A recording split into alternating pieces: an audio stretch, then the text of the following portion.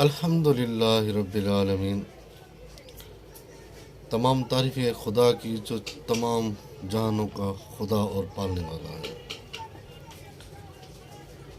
مچھلی ایک بہت ہی نایاب ترین اللہ کی خلق کی ہوئی مخلوق ہے جو انسان کے لیے بڑی فائدہ مند اور نہایت قابل تعریف ہے۔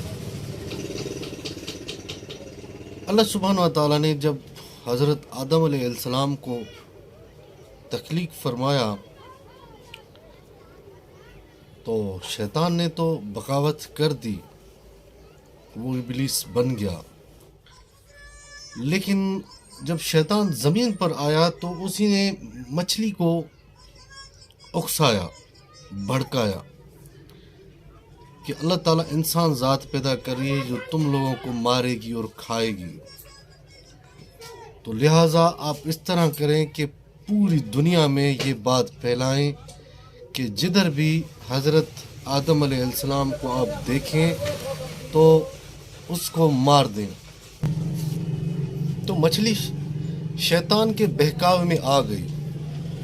آپ کو یہ پتہ ہونا چاہیے کہ مچھلی پہلے زمین پر بھی گھومتی تھی اور پانی میں بھی وہ تیرتی تھی، اور پہلے مچھلی کی زبان ہوتی تھی۔ آپ نے کبھی یہ چیز نوٹ کی ہو یا نہیں کی تو یہ ویڈیو سن کر آپ کو پتہ چل جائے گا کہ مچھلی کی اب زبان نہیں ہے، اسی میں ایک بلبلا بنا ہوا ہے، منہ میں چھالا بنا ہوا ہے، لیکن اس کی زبان اللہ سبحانہ و تعالیٰ نے چھین لی۔ جب اسی نے شیطان کے بہکاوے میں آ کر پوری مخلوق کو بتانے لگی کہ آدم کی تخلیق ہونے والی ہے جو ہمیں مارے گا، ہمیں کھائے گا، تو جدھر بھی اس کو آپ دیکھو تو اس کے اوپر حملہ کر دینا۔ اور وہی بات پانی والی چیزوں کو بھی اس نے سب کسی کو بتا دی۔ آپ کو یہ پتہ ہونا چاہیے کہ جو مچھلی کی نسل ہے، اس مچھلی کی نسل جتنی بھی مچھلی میں آتی ہے اس میں زبان نہیں ہوتی۔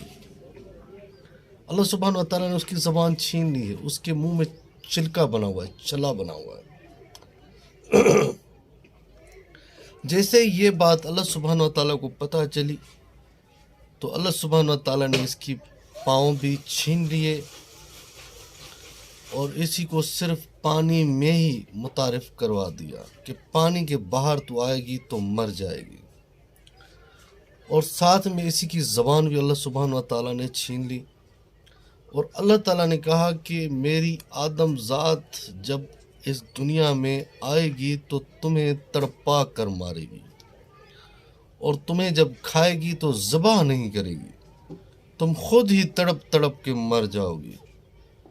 تو یہ اللہ سبحانہ و تعالیٰ نے اس کی منہ کی زبان بھی چھین کر اس میں چھالا بنا دیا، اس کی ٹانگیں بھی چھین لی، اور اللہ کے حکم سے مچھلی کو ذبح نہیں کیا جاتا۔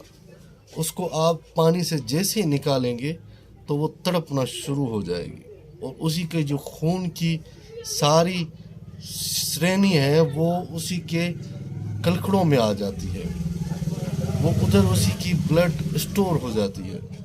تو آپ کو پتہ ہونا چاہیے کہ مچھلی کو بندہ زندہ زندہ بھی کاٹتا ہے۔ یہ سب کچھ اسی لیے بنا، اسی نے شیطان کی بات مانی اور اللہ کے انسانوں سے بغاوت کرنا شروع کی، تو اسی کا اللہ تعالیٰ نے اسی کو صلہ دیا۔